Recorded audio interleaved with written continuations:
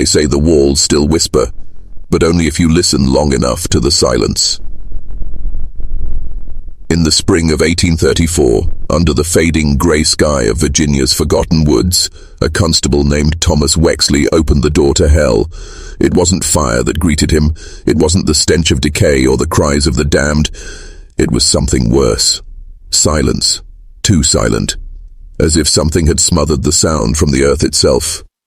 A house, the Sullivan estate, stood like a mausoleum. Crows circled overhead. The horses refused to approach. They found the children in the basement, 34 of them, shackled to the walls, filthy, emaciated, eyes that didn't blink, eyes that had seen something even the devil wouldn't dare show a child. The youngest was 4, the oldest maybe 15. None of them spoke, not at first. The local sheriff's report never made it to Richmond. In fact, most records of the Sullivan family disappeared before the ink could dry. Their land was repossessed. The house quietly burned to the ground in the fall of that year. No arrests, no trials, no graves.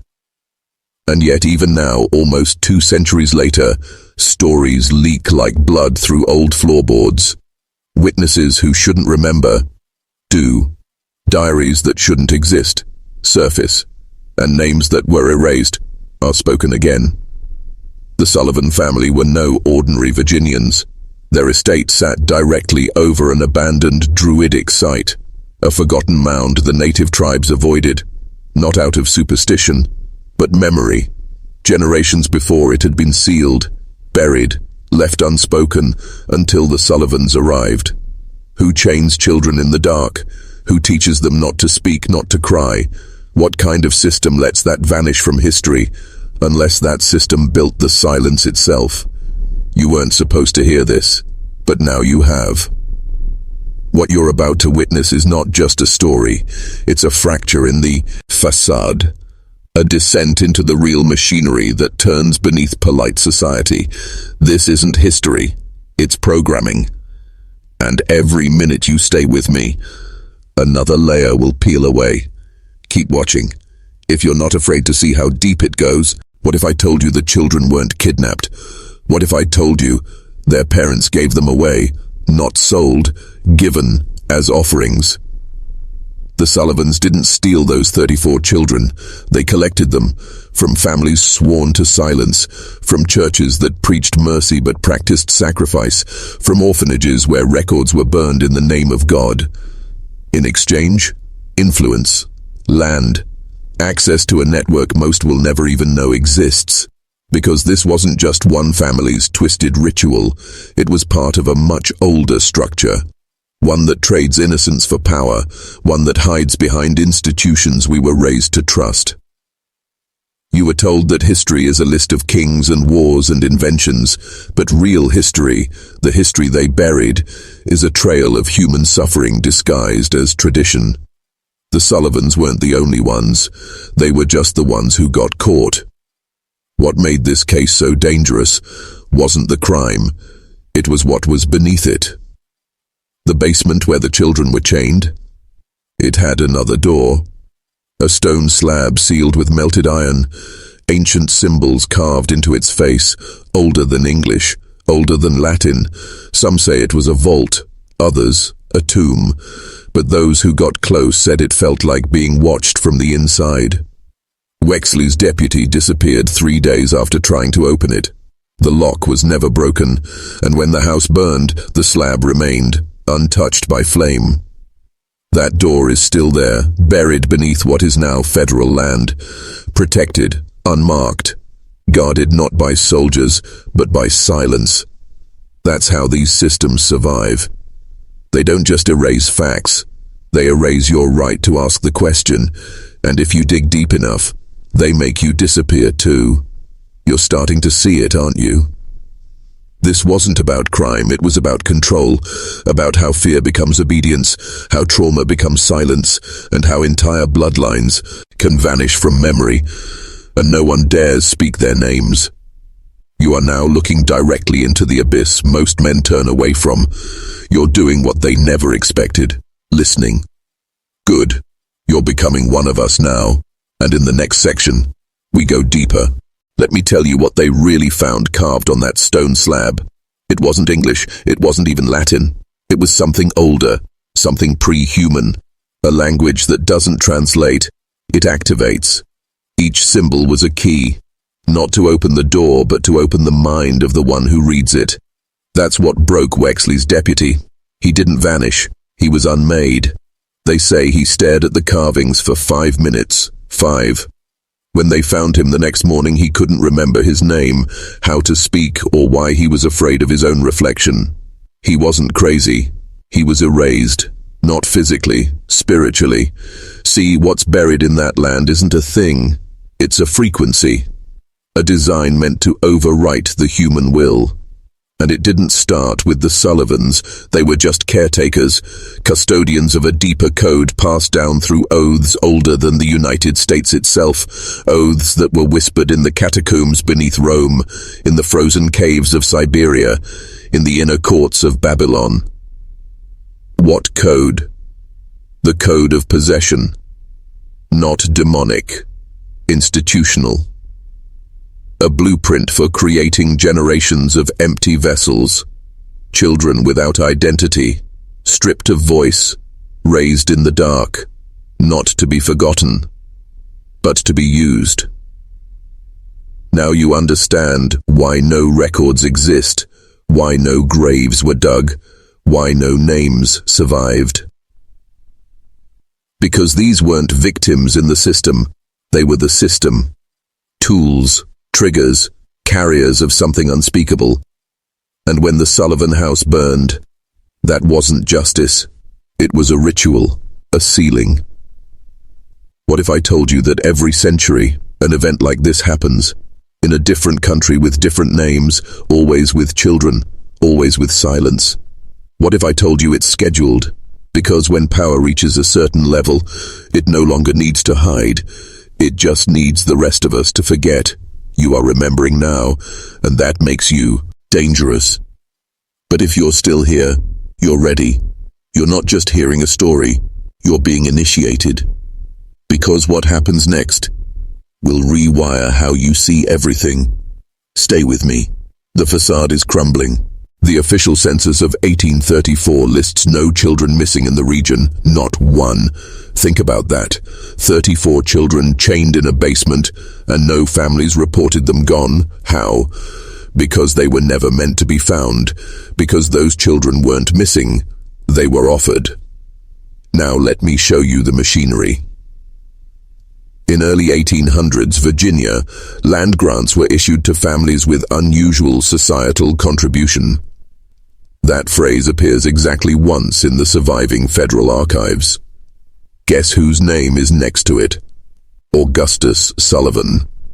That grant gave the Sullivan estate sovereignty, meaning even local sheriffs needed permission to enter. A loophole, a legal blind spot, a deliberate gap in oversight created by a quiet handshake between lawmakers and legacy families. Why? Because the Sullivans weren't just landowners, they were part of something ancient, something continental. They attended no church yet received priestly visits weekly. They paid no taxes yet had access to congressional delegates. They operated under a doctrine older than the Constitution. They were Luciferians, not the theatrical kind you've seen in Hollywood films, not Satan-worshipping caricatures in black robes. No, that's the misdirection. The real Luciferian current is philosophical. It believes in hierarchy, in domination, in divinity through suffering, in the cleansing of the self through pain, and the elevation of a bloodline through sacrifice. To them, the children weren't just prisoners. They were currency, energy, data, vessels of fear, broken to harvest silence. They believed, and still do, that trauma tears the soul wide open, making the child a perfect container for transmission, for hosting. And here's the truth no one dares say out loud. Every empire in history, Babylon, Rome, the Vatican, the British Crown, has operated on one core principle: the conned, itching of children for future compliance. The Sullivans were local stewards of a global engine, and when the basement was discovered, when the lid began to crack, they burned it. Because if even one child had spoken, the spell would have broken. But now you are speaking. You're seeing it. The pattern, the agenda, the lie. They didn't erase this to protect the guilty. They erased it to protect the machine. And now that machine feels you watching. Good. Let's see how far you're willing to go. There was a journal, hidden behind a false wall in the Sullivan estate, wrapped in deerskin, bound with human hair. It wasn't written by a Sullivan, but by a girl, one of the children. Her name was Leda. She was 13, and her words are not the words of a child. The ink is shaky, the grammar fractured, but the message, precise, coded, intentional. Page after page, she describes the visitors in the red masks. She draws them, tall figures with elongated heads, no eyes, and fingers too long for the human hand. They didn't speak. They vibrated. A hum so low it rattled her ribs. She calls them the choir below, and she says the Sullivan children were not prisoners. They were listeners. Each night they were brought into the center room, the circular chamber under the house, where they sat in silence while the choir sang, not with voices, with light. Light that burned without heat, that made shadows bend the wrong way. Leda writes that the more you listened, the more you forgot. Your name, your parents, your fear, until something else could move in, something that waited beneath thought, something hungry. You don't find that in textbooks, you don't hear that in documentaries, because it's not a story, it's a ritual, a process. This is what the Sullivans were preparing them for, not death, not even torture, but replacement. They believed, and this belief stretches back to Mesopotamia, that children are the most potent receptors of non-human consciousness. Blank slates, easily emptied, easily filled, and those who control the ritual control who gets filled. Leda's journal ends mid-sentence. The last line, "I can't remember my voice, but I still remember the song. It's not mine." Let that sit with you, because this isn't mythology. This is architecture. A blueprint repeated in war zones, orphanages, underground schools, and classified military programs. Always the same elements: isolation, silence, vibration, and light. Every time they do this, another generation is altered, not just psychologically, but spiritually. And if you think this is over, think again. Because once a system learns to enter the human mind, it doesn't stop. It scales. And it's scaling now. The choir below. You think that's a metaphor? It's not. It's a name used in pre-Christian Nordic texts, appears again in suppressed Vatican codices, then again carved into obsidian tablets unearthed in ancient Sumer, always in the same form, voices beneath thought. You see the pattern now? This isn't just about Virginia, not just 1834. The Sullivan case is one fracture point in a global latticework of ritualized mind alteration, coordinated across time, hidden under the mask of culture, hidden even in your language. In Latin, educare means to draw out. But what if modern systems aren't drawing anything out? They're putting something in. You were taught that education liberates, but what if it conditions? Conditioning children not to think, but to absorb, to receive without resistance, obey without awareness, respond to authority without a second thought. Why? Because once you overwrite the child, you own the adult. The choir below. That name isn't poetic, it's operational. It refers to a frequency band, a subaudible tonal layer discovered by early occult engineers, repurposed by black budget programs in the 1950s, and now embedded in nearly everything: power grids, data systems, even soundtracks.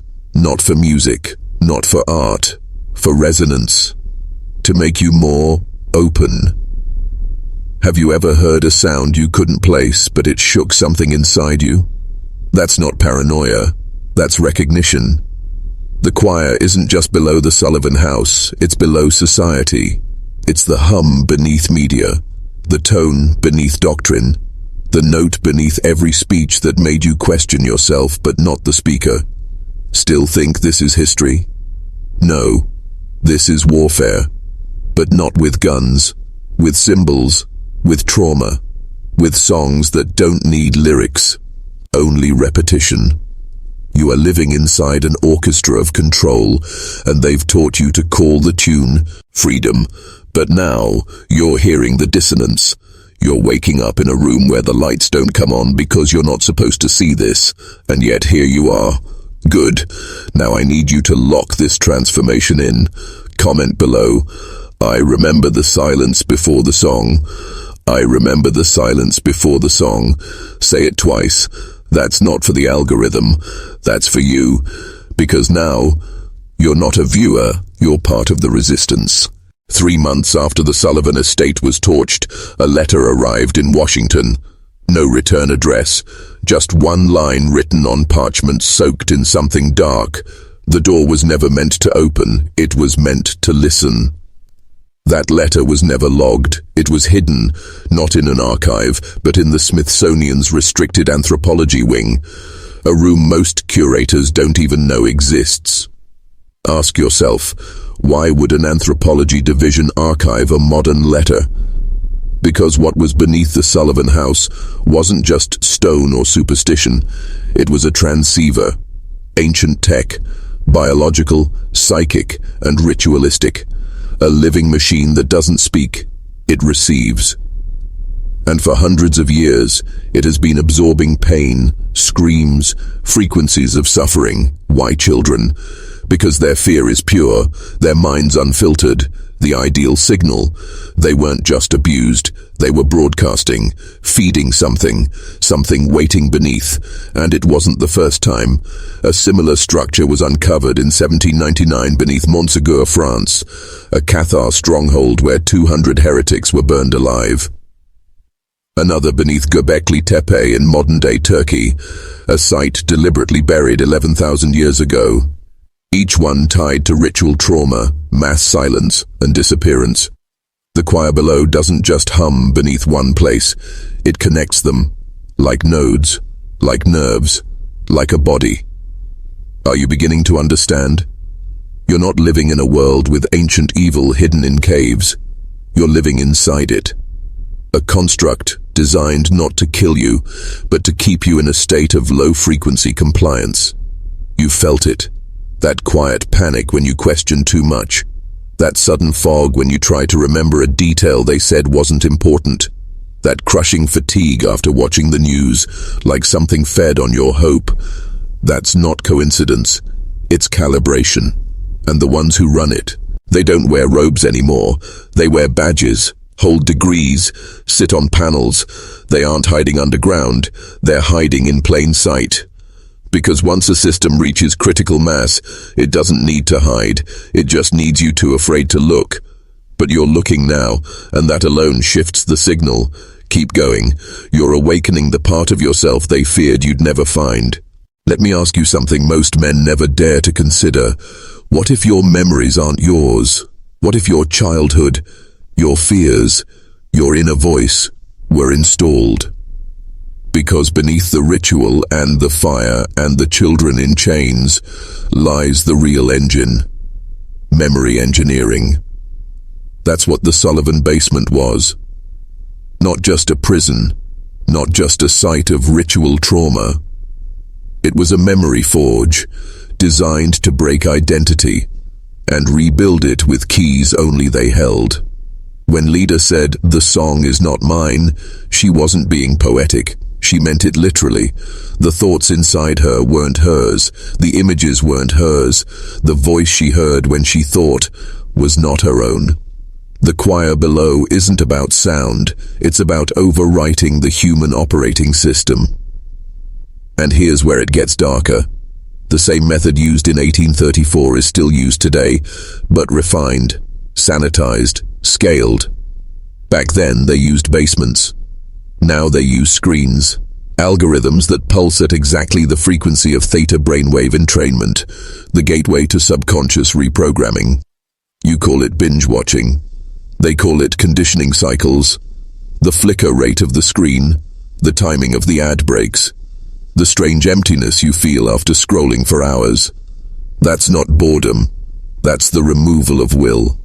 Every like is a neural tag. Every scroll is reinforcement. Every triggered reaction is stored, mapped, refined. You are being coded. And the choir below? It has evolved. It no longer needs children in basements.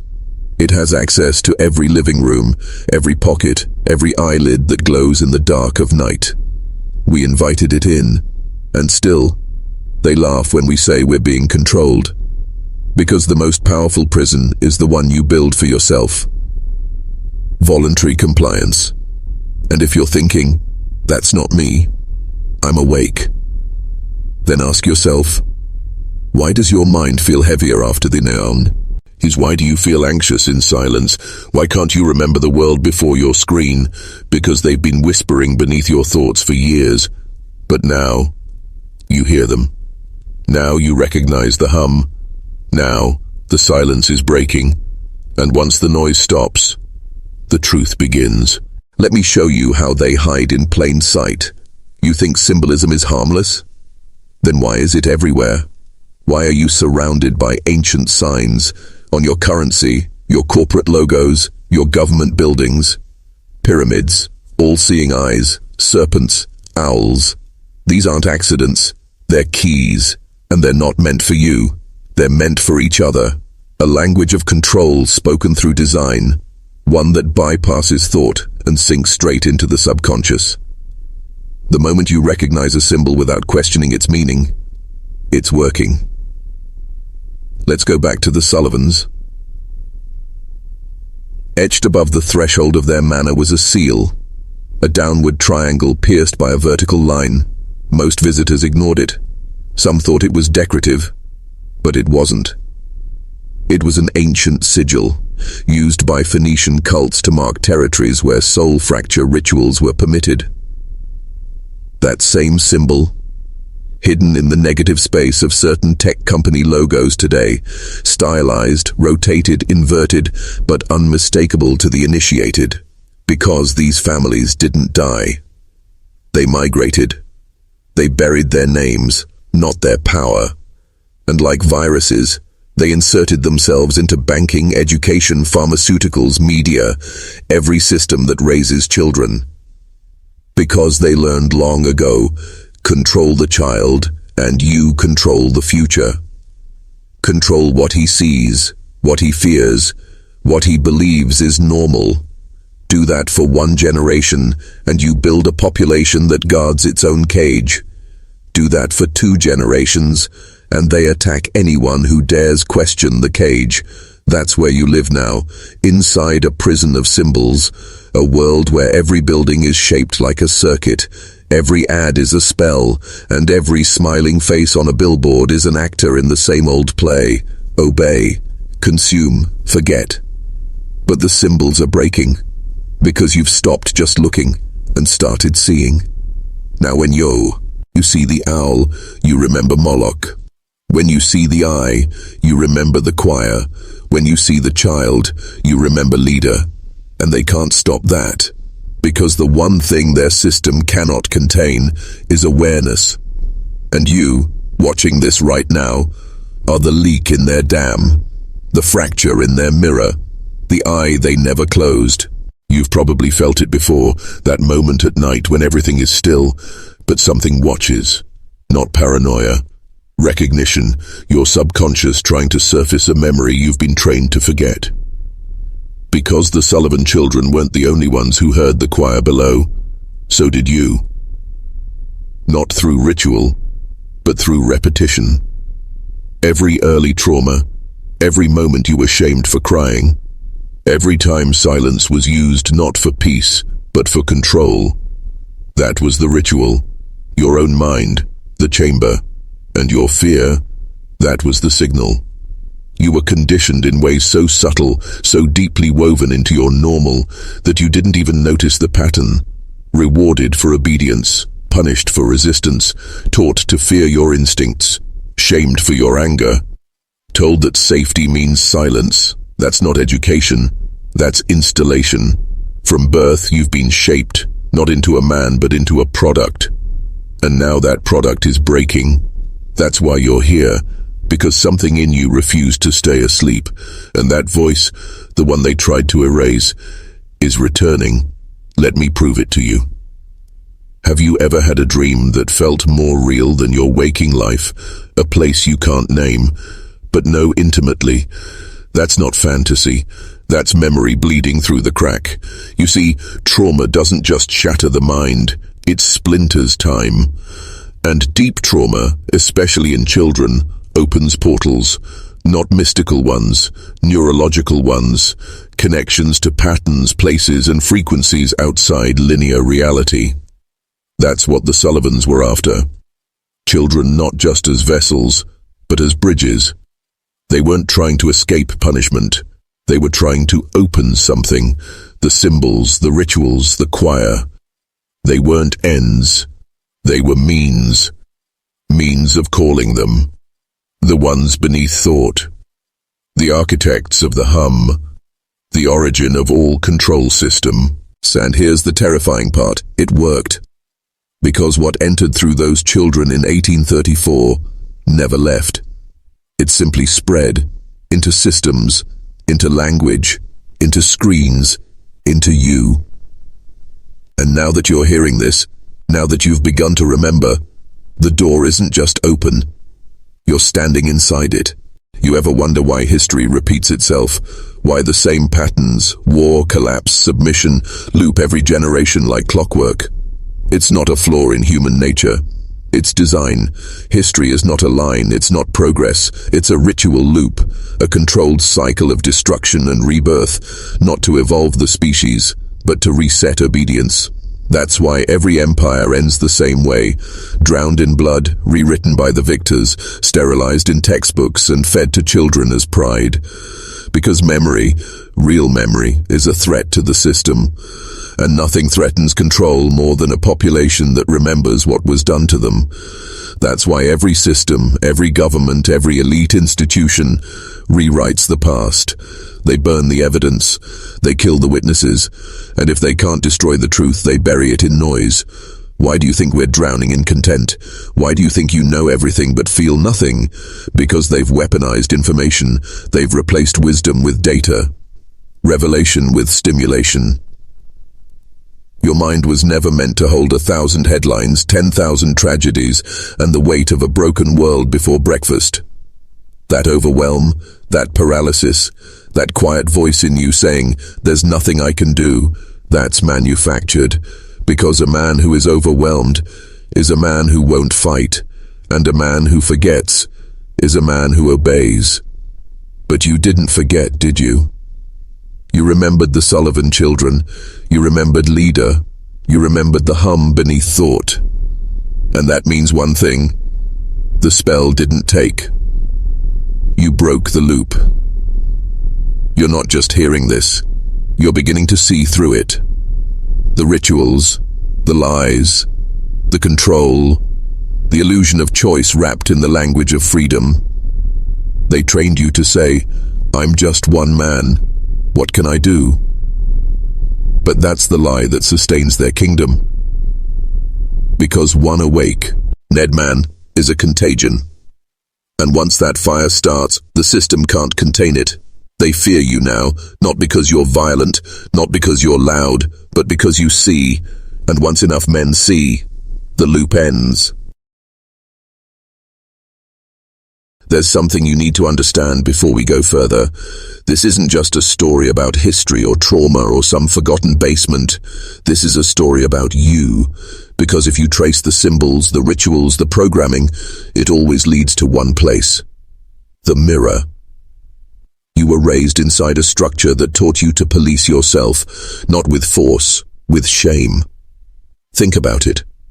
From childhood, you were taught that obedience is virtue, that questioning is disrespect, that silence is maturity, that pain should be endured, not expressed, and worst of all, that your instincts can't be trusted, that voice in your gut, replaced with rules, that fire in your chest, smothered with guilt, that deep knowing in your bones, rewritten by experts, authorities, algorithms. Why? Because the system doesn't fear your body, it fears your will, your raw, untamed, masculine will, the one that says, no more. That's what the choir below exists to suppress, not your thoughts, your threshold, the line inside you that refuses to break.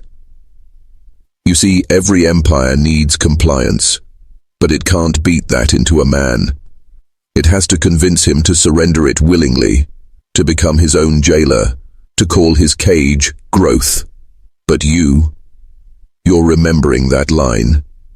You're remembering what they told you was gone, and that makes you dangerous, because they trained you to be passive, to chase comfort, validation, distraction. But in reality, you were built for war, not war with weapons, war with untruth, war with the system that installed your silence and called it peace. And when a man sees that, when he starts peeling back the story, when he stops asking permission to think, when he realizes the fight was never out there, but in here, he becomes something terrifying. He becomes free. That's what this has always been about. Not conspiracy, not fear, not obsession, but initiation. The Sullivan children were broken to prevent this very moment, the awakening of a man who can't be reprogrammed. You're not just outside the matrix now. You're inside the control room, and you're starting to pull wires. Good. Because what comes next will change everything. There's a door inside every man, not the one you walk through with your feet, the one you open with your will. Most never touch it. They're taught to fear it, told it leads to madness, to ruin, to ego. But that's another lie, because behind that door is what they've tried to bury for generations. Sovereignty, the unshakable, untamed self, the part of you that doesn't ask, doesn't wait, doesn't kneel, the part of you they couldn't break in childhood, that the media couldn't distract, that trauma couldn't chain, that silence couldn't smother. That's the part the choir below fears, because a sovereign man cannot be programmed. He doesn't need a script. He doesn't need approval. He doesn't fit the frame. He breaks it. Now think about that basement in 1834. What terrified the elites wasn't that children were found chained. It's that one might escape, one child, with memory, with awareness, with the truth still intact, because one survivor becomes one voice, and one voice becomes a signal, and a signal becomes an infection. You are that infection now, because you've seen through the layer. You've watched the faces lie. You felt the hum in your bones, and you didn't run. You stayed. You watched. You listened. And now the system is watching you back.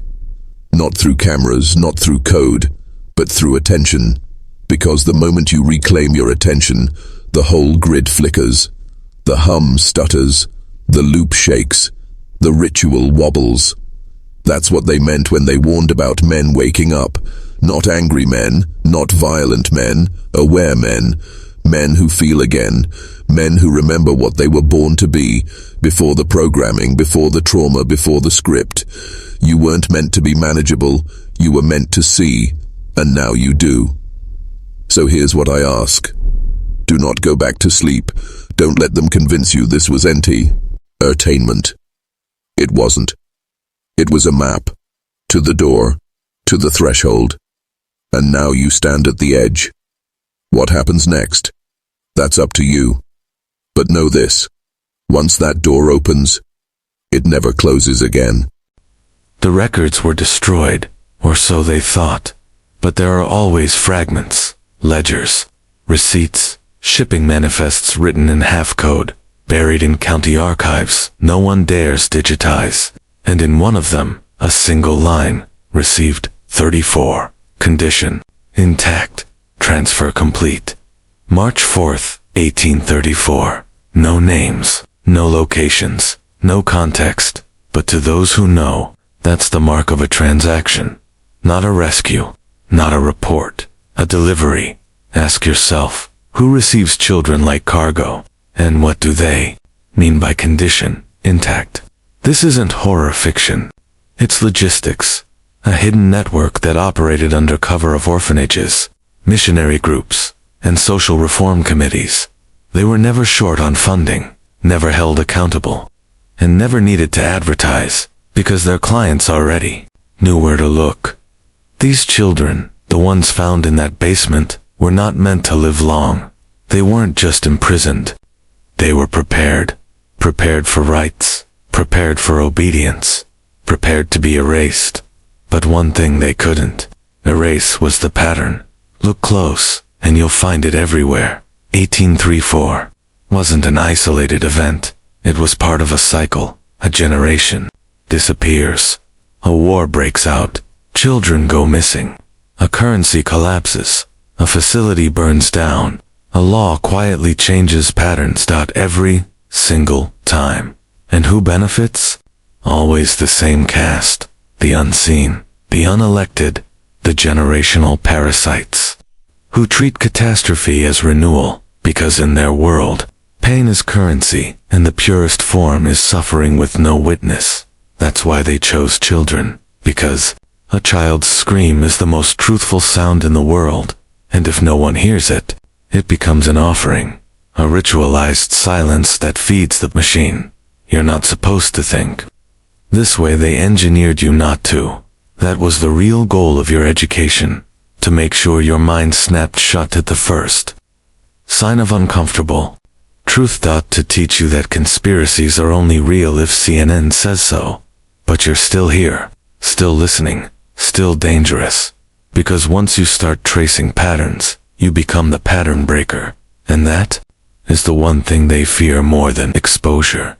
They fear your mind, open, unbound, unforgiving. They never anticipated that the house would be searched. It was a storm that forced it. A neighbor's barn caught fire, flames leaping too close. When townsfolk rushed to warn the Sullivans, no one answered the door. Only smoke, faint curling up through the basement grates. That's when they broke in.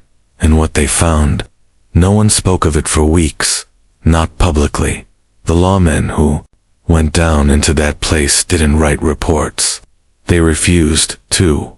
What they saw in the dark beneath that Virginia home in 1834 shattered the very idea of civilization. The floor was packed with straw, soaked, reeking. Chains bolted to the walls in rows.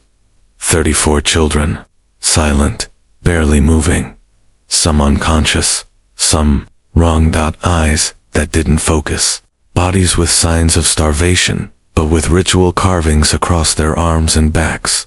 And on the far wall, burned into the wood itself, the 13th comes for the broken. No one understood it, but some remembered. Old folks whispered about a local sect from decades earlier, purged, supposedly gone. They called themselves the Order of 13, and their doctrine, that children, broken of will, purified by suffering, could become vessels, not metaphorical ones, literal. They believed that pain empties the human spirit, and in that vacuum, something else could enter, something ancient, something that feeds, and every 13 years, the order held a gathering. Always in a rural location, always around March, always after a fire. It was never proven, because it was never meant to be proven. The Sullivan family gone, vanished, no trace, not even in court records. The children separated, rehomed far from the region. Identities changed. Those who spoke about the incident, discredited, transferred, or found hanging from rafters. But the message on the wall remained, and since then, if you know where to look, you'll find variations of it, scratched into asylum cells, carved on the undersides of bunk beds in orphanages, painted inside tunnels beneath institutions you were told to trust. The 13th comes for the broken. You weren't meant to hear that phrase. Now you have. And that changes everything. Because knowing is a kind of infection, and it spreads. It didn't stop in 1834. It never stopped. The Sullivan case wasn't an anomaly. It was a window. A fracture in the perfect image of early American virtue.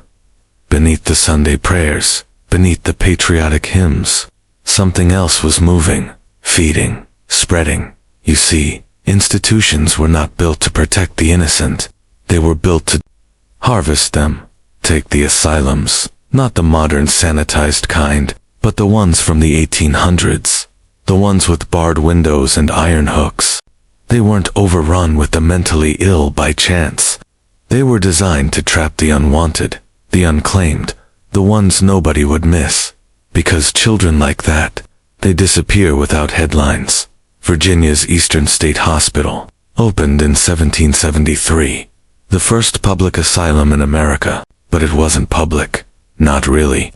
Behind the facade, there were sealed rooms, hidden ledgers, names that didn't appear in census records.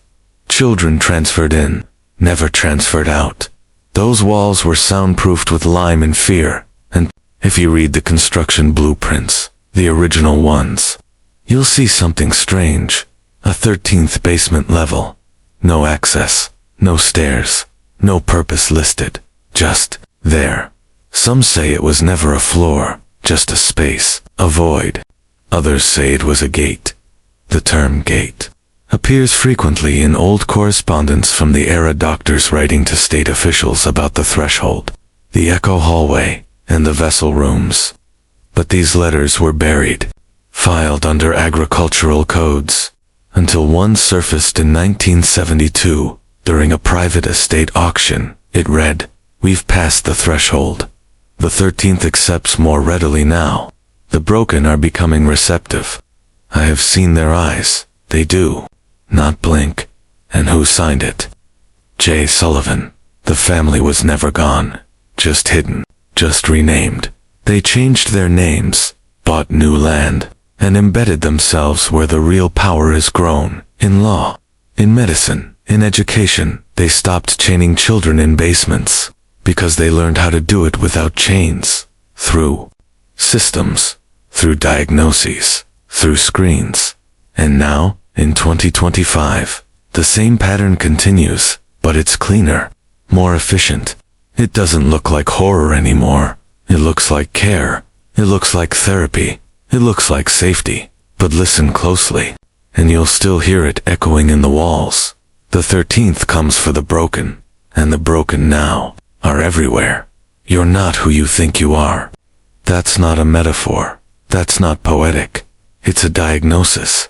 The man in the mirror, the one you shave in the morning, the one you present to the world, he's the result of design, shaped by forces you've never seen, never questioned, never consented to.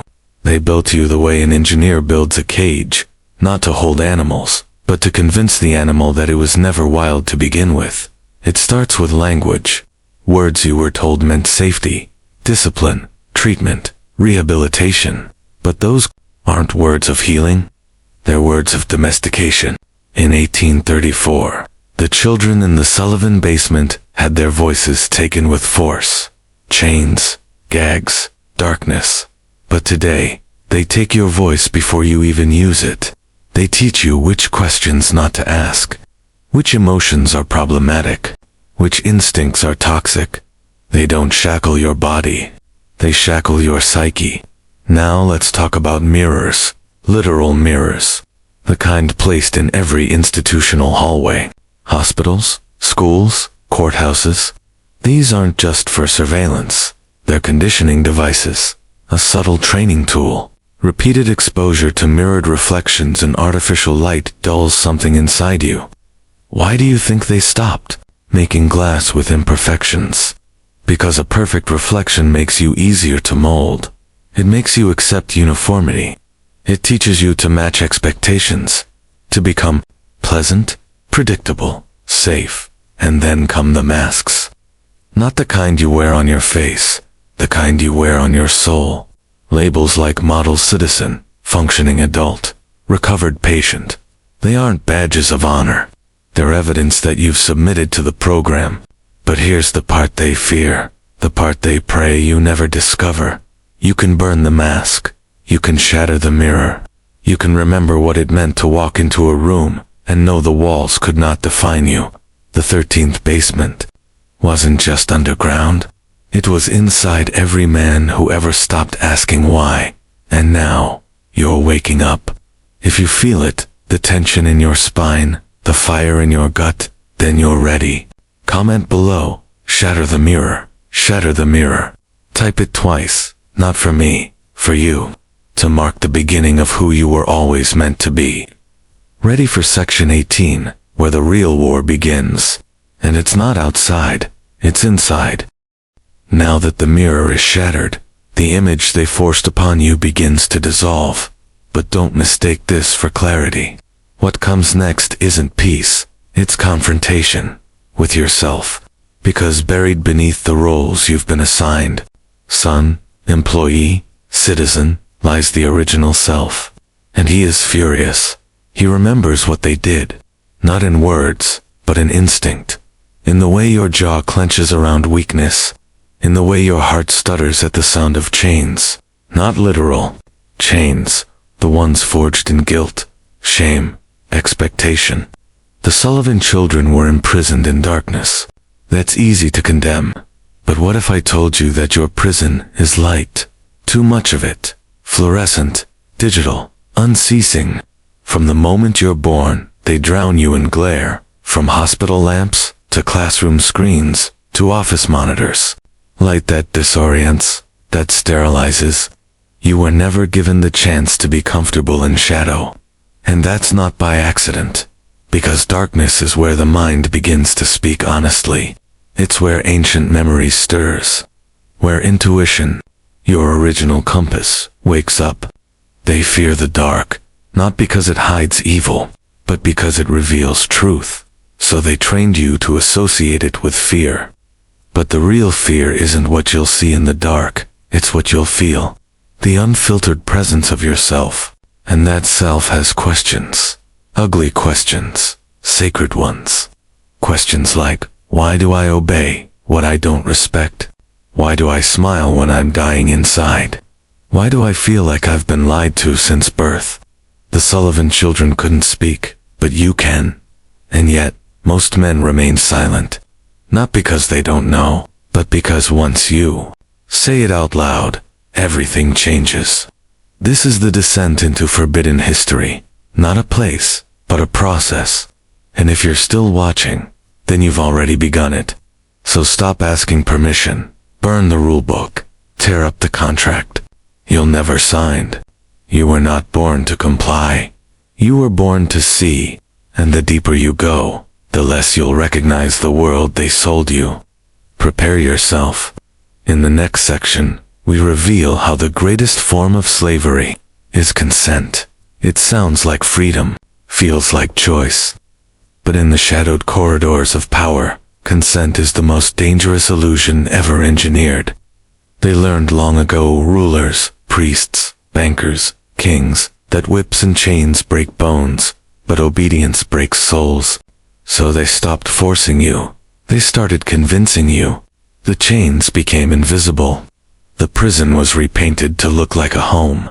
And the guards, they wear friendly faces now, smiling, helpful, always concerned for your well-being. You didn't choose to play this role. You were coaxed into it, through repetition, through praise, through fear of isolation. They call it school. But it was training. Not for intelligence, for submission. Sit down, raise your hand, memorize, regurgitate, obey, don't question, follow, smile, be good. And if you did all that well enough, you earned a gold star. The first taste of reward-driven slavery, a dopamine hit wrapped in approval. Then came adulthood, jobs, taxes, debt, relationships conditioned by media scripts. A labyrinth of expectations, all designed to make sure you never ask the real question. What if everything I've agreed to is a lie?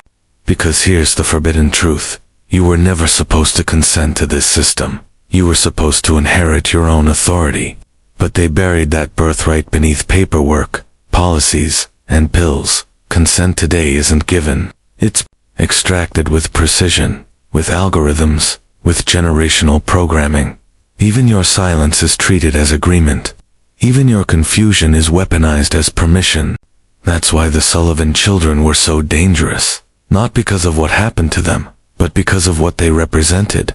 A generation of innocence crushed before it could awaken.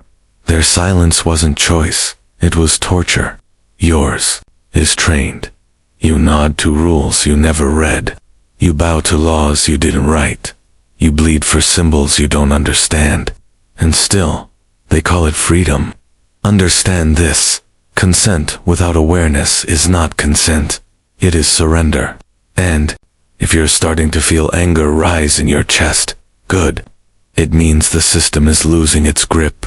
It means you're remembering something ancient, something wild. You're not here to serve. You're here to break the ritual. And in the next section, we confront the dark secret behind why men are tamed like animals, and how to become untouchable. Again, they've spent centuries perfecting the art of control, but they've never understood one thing: the nature of a man. They tried to make you into a creature of obedience, a slave to systems, to wealth, to approval, to fear. They conditioned you to become predictable. But no system, no amount of training, can ever truly tame the primal force within you. This primal force. It's the thing that lives behind your decisions, behind your silence. It's the thing that made you say no when you couldn't explain why. It's the force that led you to walk away from situations, relationships, jobs that felt wrong, even if you couldn't articulate what made them feel that way. You were taught to repress it, suppress it, bury it, because they understand the power of this force. They've known all along. And this is where the real war lies. Not in the physical world, not in the corporate boardrooms, not in the media you consume. It's in the deep recesses of your own mind. When you truly awaken, it's not a simple feeling of enlightenment or knowledge. It's a complete rebirth.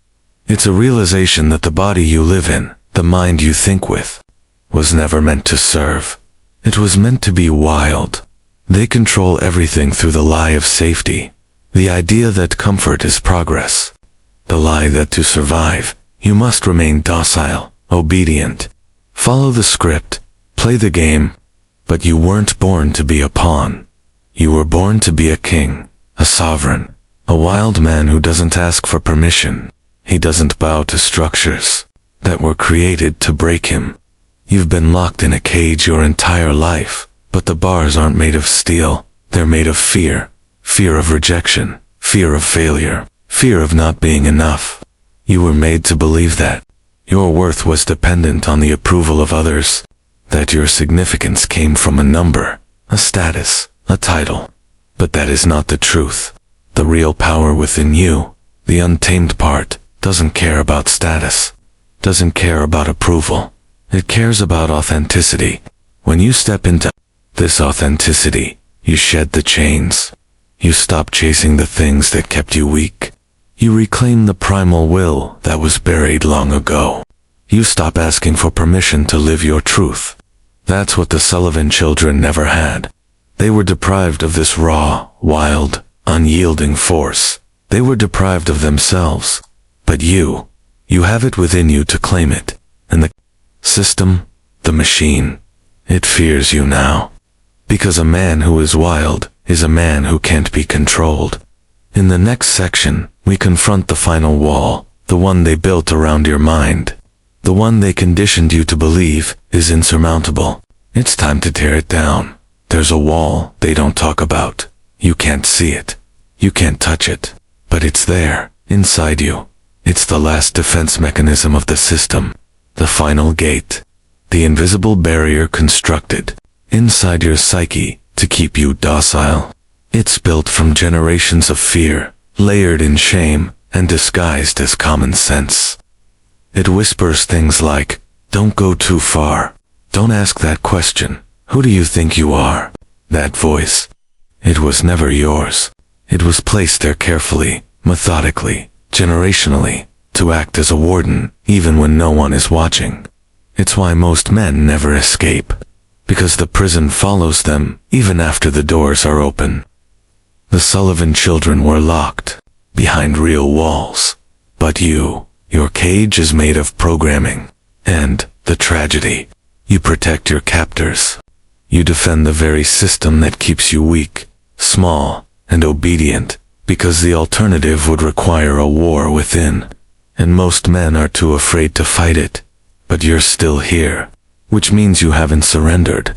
Let me tell you, something forbidden. That wall in your mind can be shattered, but it doesn't break with motivation, with speeches, or with positive thinking. It breaks through violent self-honesty, the kind that strips everything away until nothing is left but truth. The truth is ugly. The truth says, you've been manipulated. You've lived a life orchestrated by those who see you as a number, not a soul. You've adopted values you never chose. Pursued goals that mean nothing. Built a life to impress people who wouldn't weep at your funeral. This is the war, right here, between the man you were programmed to be and the man you really are. The Sullivan family is a warning, a monument to what happens when power goes unchecked and evil wears a human face. But the greater horror is how many men volunteer to be slaves. That's what they count on. But what if you didn't? What if you chose fire over comfort? What if you decided that today, this hour, is the moment that wall in your mind cracks? Then everything changes. Because once you awaken to the lie, you can never go back to sleep. And in the next descent, we enter the archive, the part of history they tried hardest to bury. We will open sealed records, forbidden documents. We'll peel back a layer so dark, it rewrites what you believe about your own government. The year was 1834, but the truth, it never left. It mutated. See, most people believe history is linear, a timeline moving cleanly from past to present. But history, the real history, loops like a serpent devouring its own tail. What happened in the basement of the Sullivan estate wasn't an isolated evil. It was a blueprint. A prototype for the control systems that would quietly spread, cloaked in patriotism, progress, and policy. And the men behind it, they never wore hoods or horns. They wore suits. They wrote laws. They sat in church pews and on courthouse benches. Their power didn't come from rituals. It came from influence. They understood something most men never will. True control doesn't require chains, just consent. Documents we found buried in the Richmond County archives, sealed with red wax, catalogued under aberrant psychology experiments, suggest the Sullivan estate wasn't merely a house of horrors. It was an authorized facility. That's right. Not rogue. Not isolated. Not madness. Authorized. The ledger listed 6 names, judges, landowners, and one man connected to the early structure of what would become the Bureau of Indian Affairs. All of them visited the estate quarterly. All of them signed off on developmental research in inherited delinquency. Code words. Language meant to soften what they were really doing, testing obedience through trauma. Some of the children were never meant to leave. Some were adopted into elite families. But it's what came after that should chill you. Those children, the ones that survived, were studied for decades.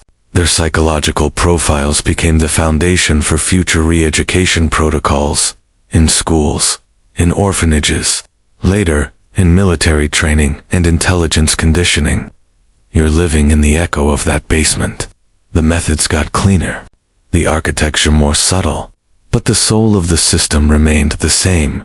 Break them young, scatter their identity, then rebuild them in the image of the state. This is why modern men feel hollow. It's not depression, it's echoes. The aftershock of an old war that never really ended. A war not fought with bullets, but with narratives. Now ask yourself, how many systems in your life were designed without your consent? The education you received, the values you hold, the media you consume, were those ever your choices? or were they chosen for you? We're going deeper now, because in section 23, you'll learn how this template was exported to every institution that claims to raise you. Schools, churches, barracks, they didn't educate you. They conditioned you. You were never educated. You were formatted.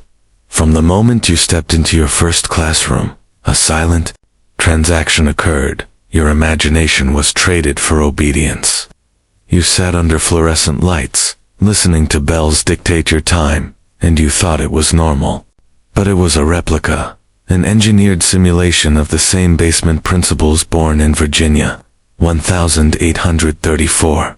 Let me explain. After the Sullivan estate was cleansed and buried beneath false newspaper obituaries, its methodology wasn't destroyed. It was refined. In the late 1800s, as industrialism surged and mass education became a national agenda, a strange group emerged in Washington, men with European ties, connected to Prussian military academies and occult fraternities. They didn't see education as empowerment. They saw it as weaponization. You've heard the term school-to-prison pipeline, but the truth is darker. It's not a pipeline, it's a design. Compulsory education was modeled after factory discipline, not to enlighten the mind, but to dull it.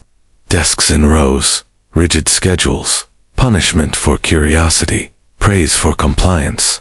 Every element built to fracture the will and prepare the child for systems of surveillance and submission.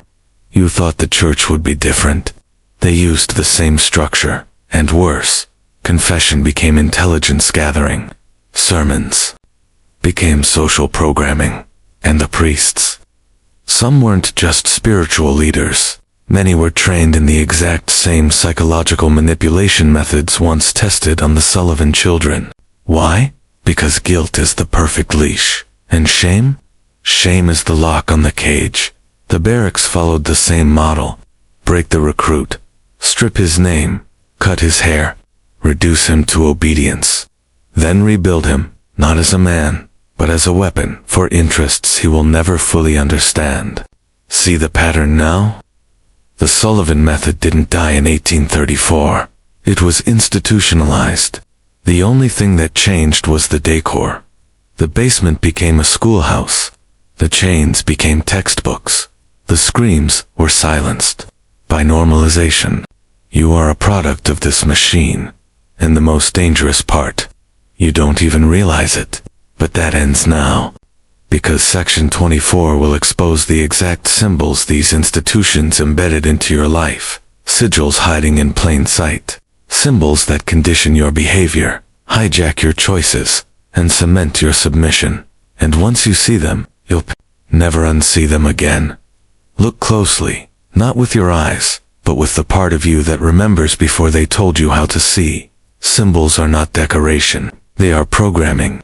Ancient technologies of control, crafted long before modern institutions existed, yet used by them with surgical precision. These aren't random images in logos, architecture, or curriculum. These are sigils, language for the unconscious, maps for your mind. Let's start with the obelisk. You see it in Washington, D.C., towering in plain sight. You think it's patriotic, a tribute to a founding father. But it's a symbol older than America itself, drawn from Egyptian sun worship and Roman conquest. It represents phallus and power, control through divine right. Why place it at the center of the nation's capital? Because it anchors the energy, grid of control. The Capitol dome, modeled after the womb of ancient goddesses, completes the ritual. Masculine and feminine forces, united to birth authority over the land. You were told it was design. Its geometry of dominance. Next, the checkerboard floor, found in courthouses, Masonic lodges, and even children's media. Light and dark, duality, conflict. It trains the subconscious to see the world as a war of opposites, right and left, black and white, good and evil, instead of unified wholeness. And in division, the puppet masters rule. And what about the eye in the triangle? It's not just on the dollar bill. It's etched into architecture. embedded in tech interfaces, mimicked in pop culture. The all-seeing eye, not of God, but of surveillance. The eye of Horus, distorted, an ancient symbol hijacked by secret societies to normalize being watched, tracked, cataloged. Every time you see it, whether on your phone, your bank card, or your child's cartoon, it triggers a subconscious compliance to observation. As safety, they trained you to fear being unseen. So now, you welcome your own cage. Even corporate logos speak the hidden language. The bite and apple. The crescent of Amazon's smile, curving like a scythe. The black cube, always returning to Saturn, god of control and time. This isn't branding, it's a spell. But you're awakening now. When you recognize a symbol, its power over you weakens. You break the spell. In section 25, I will show you the exact rituals schools and churches still use to install these symbols into children before they even know how to spell their own names. We're past the point of turning back now. You think school was about learning. You think church was about salvation. But what if I told you both were temples of initiation, not into truth, but into obedience?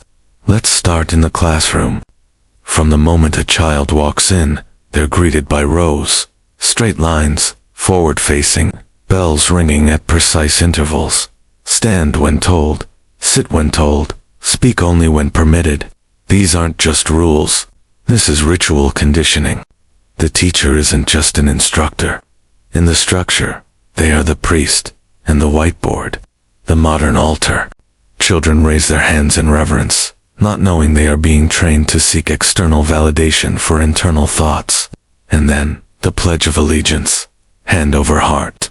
Monotone voices, every day. Repetition ritualizes belief, and belief is more binding than chains. What child understands what a republic is, or what allegiance really means? None. But say it every morning for years, and the subconscious accepts the state as God. Loyalty becomes identity. This is not education. This is indoctrination. Now, walk into a traditional church. What do you see? An altar raised above the people? Symbols in stained glass often misunderstood. Hymns sung in unison, reinforcing group identity. Kneel, stand, sit, repeat. Every gesture, every chant, another psychological submission to hierarchy. You are small, you are fallen, you are dependent. Ask yourself, why are religious spaces designed like courts? Raised platforms, pews like jury benches, a central figure in black or white robes passing judgment. Because the structure trains the brain to respond to authority in the same way, whether spiritual or judicial. This is not sanctity. This is structure control. Even the graduation ceremony, did you think it was harmless celebration? The robes, the hats, the processional march, all mimic Masonic and priestly rites. The square cap is the mortarboard, used by ancient builders. The tassel move, a symbolic shift in allegiance from family to system. And who do we call the head of the school? The principal. But he doesn't just manage a building. He's the high priest of conformity. They knew, control the ritual. And you don't need to control the man. He'll control himself. That's why you've lived a life of invisible walls, wondering why you can't break free when the cage was built inside your mind. The basement wasn't just a prison, it was a temple. When investigators finally entered the lower level of the Sullivan estate, they weren't just met with chains and straw mats. They were confronted with symbols, ancient, deliberate, carved into the stone walls with obsessive precision, circles, eyes, serpents biting their own tails. What looked like a child's crude scratching was something far older. This was not random. This was ritual architecture. The circle with a dot in the center. That's not just a scribble. It's the solar symbol representing control through illumination, the all-seeing eye, Egyptian, Masonic, occult. And in one corner, a 7-pointed star etched above what looked like a cradle. 7 points, 7 seals. 7 gates of the underworld. Understand this. These children weren't merely being held. They were being initiated, trained, broken, rebuilt. Why else chain them in a circle? Why else force them to sit in silence, facing a center? Because the center wasn't just physical, it was symbolic. Every cult, every order, every covert institution trains the young in formation rings, teaching them to draw power from authority in the middle.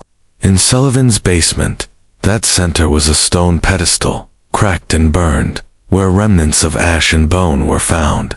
Not human, perhaps, but something sacrificed, a message. You are nothing without us.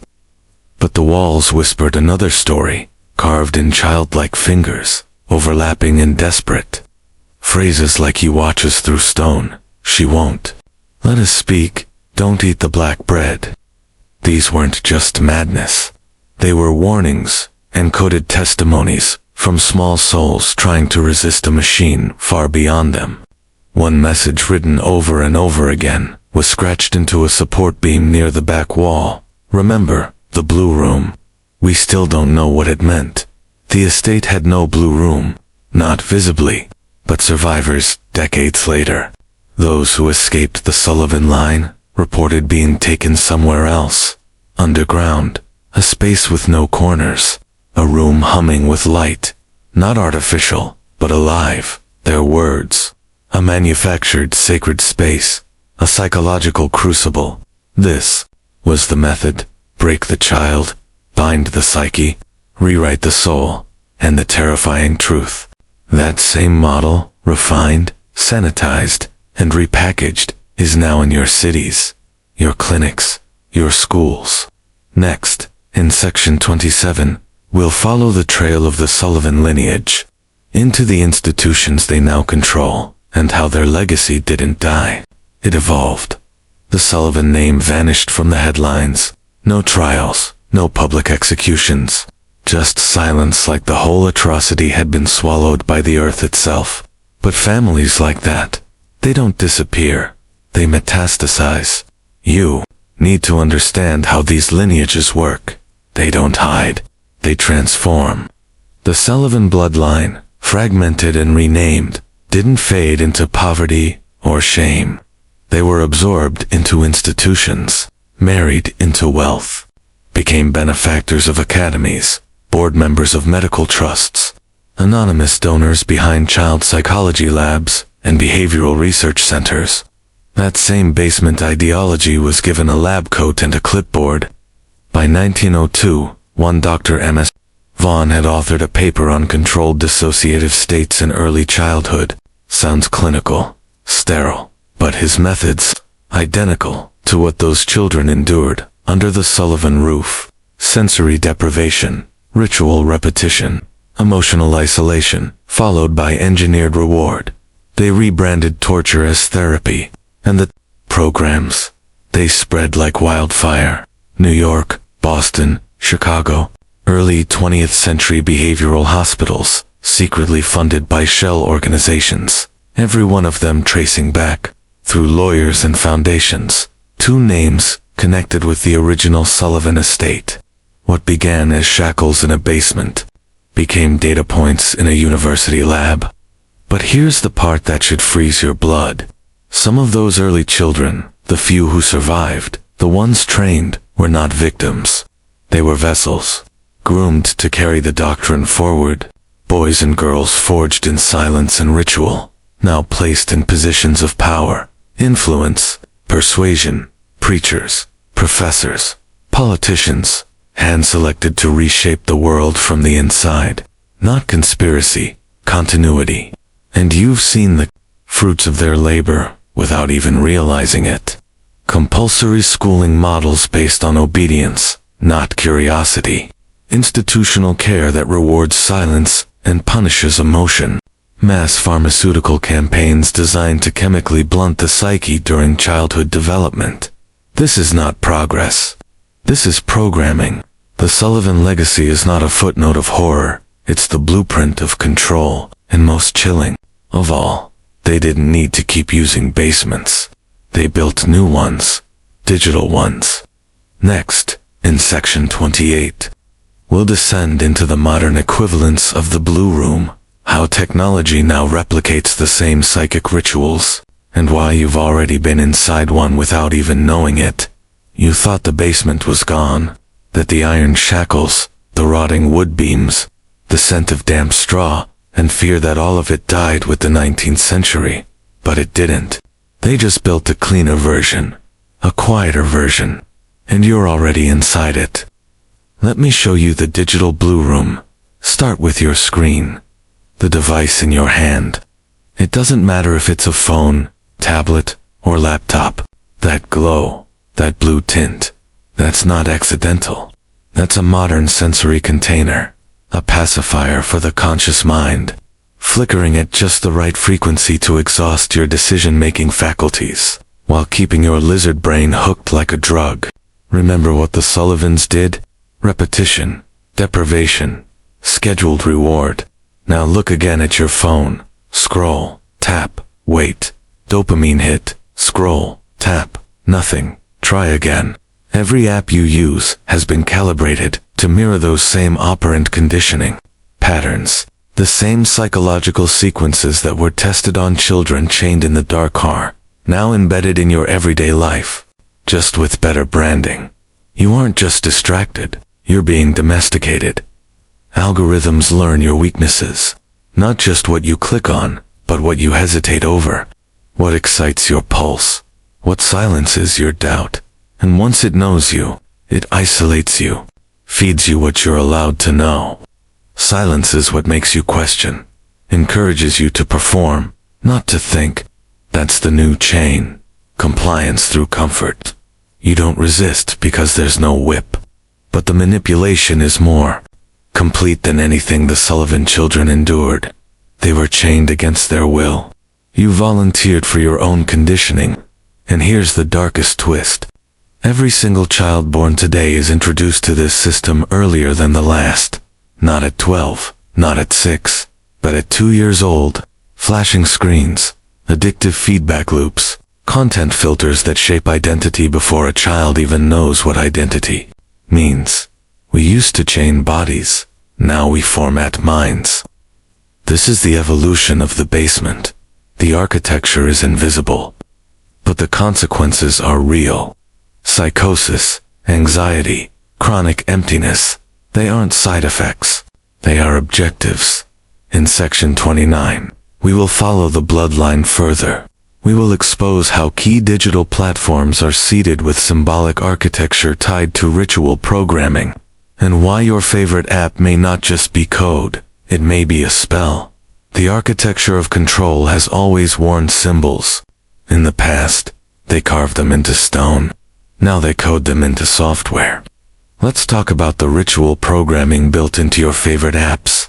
Not metaphor, not exaggeration.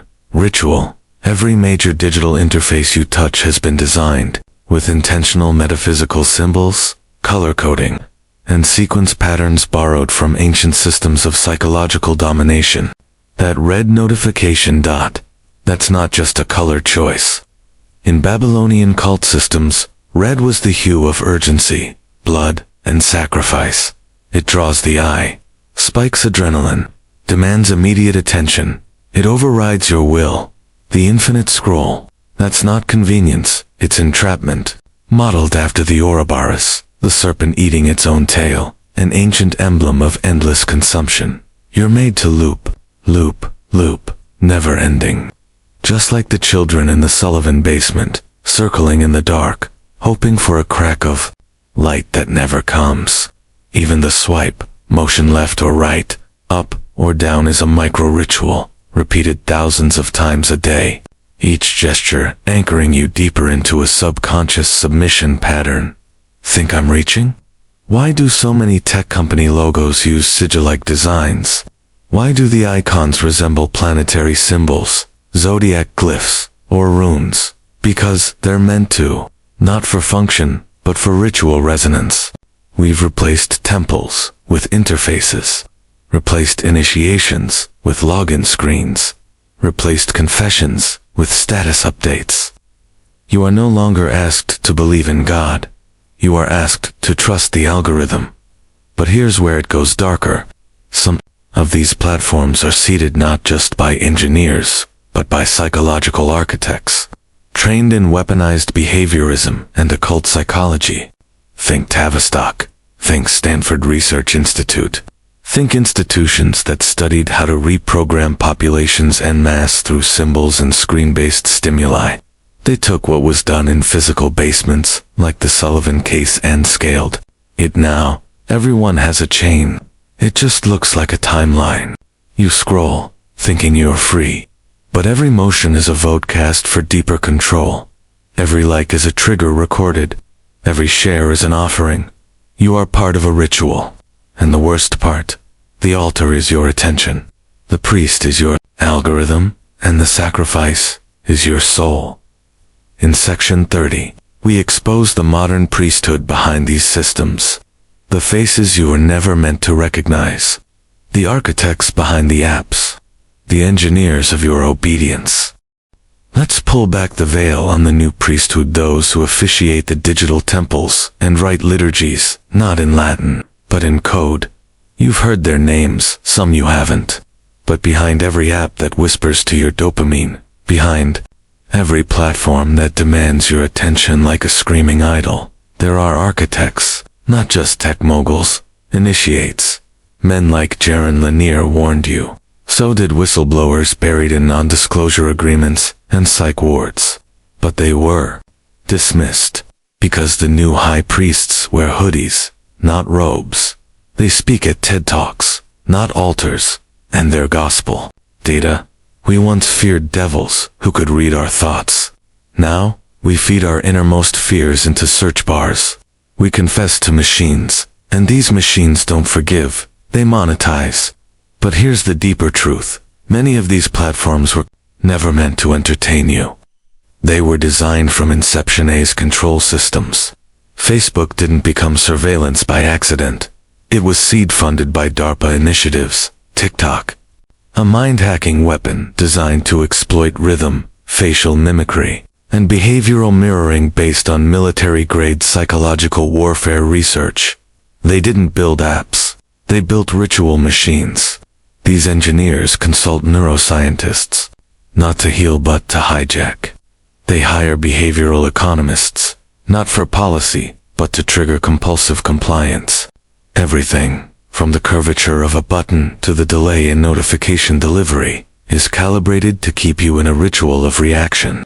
The same way the Sullivan family used rhythms, feeding schedules, punishments, repetition to break those children's minds. These digital priests use rhythms of the interface to fracture yours. Why? Because a fractured man is easily rebuilt in their image.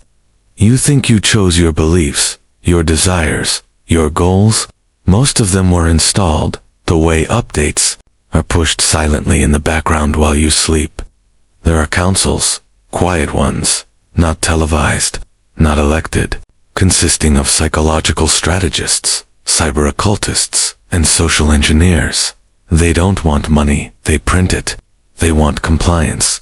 They want your instincts rewired, your masculinity hollowed, your soul domesticated. And they've nearly succeeded. But the cracks are forming. Some men are waking up, questioning, peering beyond the interface, and seeing the clergy behind the screen. You are one of them now.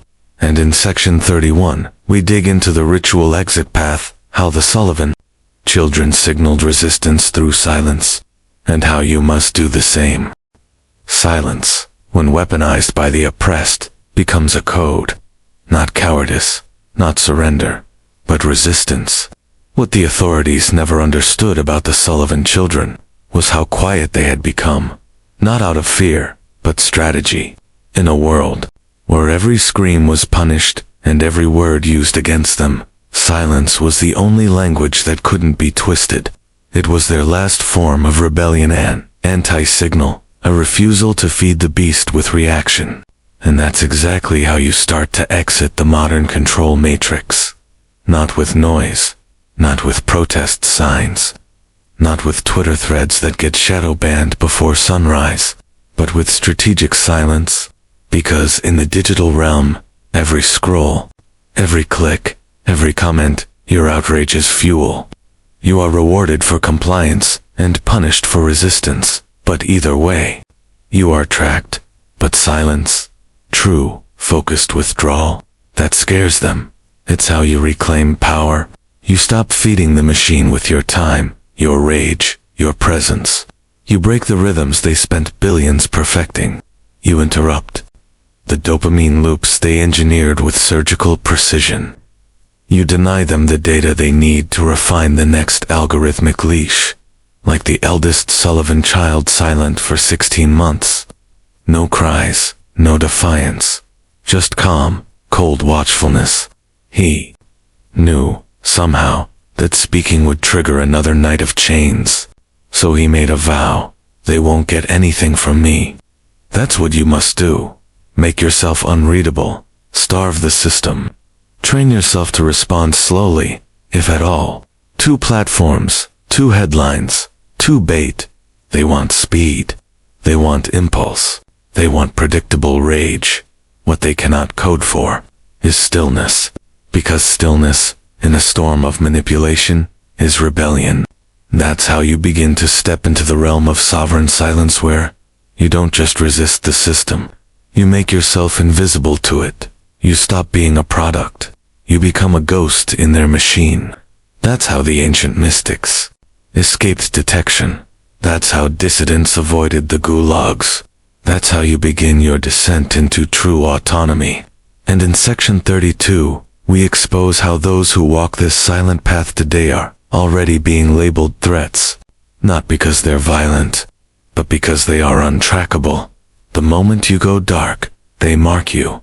Not with a bullet, not with a siren, but with something far more insidious classification. They file you under terms like non-compliant, offline, unengaged, or the most damning of all, untrackable. Because to the modern machine, your value is not in your virtue, it's in your visibility, your engagement, your predictability. The algorithm doesn't care who you love, what you believe, or how much you donate. It cares that you can be measured, which means you can be controlled. But what happens when you step outside that grid? When you stop reacting? When you don't vote the way they expect, by the products they promote? Click the headlines designed to trigger you. You become a glitch in their perfect simulation. A threat not because of what you say, but because of what they can't anticipate. This is the same reason the Sullivans were allowed to operate so long. The system didn't see them. Their crimes existed just outside the measured world. No census, no tax record, no doctor visits, no school attendance. Just a farmhouse, a bloodline, and the ancient ritual of control, passed down like heirloom silver. But when one child escaped in silence and vanished into the woods, they panicked, because that child represented something terrifying to them, an unpredictable variable. And that is exactly what you become when you stop behaving like a modern slave. When your phone is off, but your awareness is sharp. When your reactions are slow, but your decisions are absolute. When you don't scream into the void, but instead move through it like a phantom, seeing everything, revealing nothing. Governments fear this more than revolution. Tech empires fear it more than hacks. Because a silent man is not just unreadable, he is ungovernable. And that's why those few who do unplug, who do step off the digital plantation, are labeled as extremists, outliers, paranoids, not because they are dangerous to others, but because they are no longer useful to the system. In section 33, we enter the final chamber of this descent, the secret that ties the Sullivan children, modern surveillance, ancient initiation rituals, and the future of human control into one unbroken bloodline of silence, darkness, and power. This is where it ends or begins, depending on what kind of man you are. You've followed the descent, heard the whispers, seen the rot beneath the mask of civilization. But now you must face the deepest truth, the one even the architects fear, speaking aloud. The Sullivan children were not the end of a horror. They were the beginning of a ritual. You see, The bloodline didn't vanish. It branched. The farmhouse was burned. Yes. Records buried. Names erased. But the knowledge, the method, survived. Because it wasn't just about chains and basements. It was about programming human souls. They were breaking something inside those children, not just their bones. It was their will, replacing it with obedience, making them forget how to say no, turning pain into instruction, silence into worship, suffering into structure. Do you think that stopped in 1834? Today, the same ritual is just more elegant. The dungeon is a classroom. The chain is a diagnosis. The cage is a glowing screen. The screams are internal, now buried under pharmaceuticals, algorithms, and passive compliance. We've turned the child who resists into the problem, and the one who obeys into the model citizen. And somewhere deep within institutions you trust, media, churches, governments, the Sullivan ritual still echoes. They don't need to hide anymore, because they've trained us to look away. We are the basement now. Every time we silence our instincts to conform, every time we dismiss the unexplainable as conspiracy, every time we betray our soul to belong. But if you've made it this far, maybe you're not like the others. Maybe your ears are tuned to a different frequency, the old one, the forbidden one, the true one. You were not meant to be tame. You were not born to kneel. That fire inside you, that suspicion, that rage, that sense that something is deeply, cosmically wrong. It's not madness, it's memory. And now that you've remembered, you cannot go back. Not without betraying the part of you that survived the ritual. You are no longer a spectator in this world. You are a variable, a symbol, a glitch in the simulation. And every power that feeds on silence and obedience will try to erase you. Let them try. Because a man who remembers the basement cannot be broken again. Comment "The glitch awakens" if you've made it to the end. Let the system know. We are many, and we are watching now.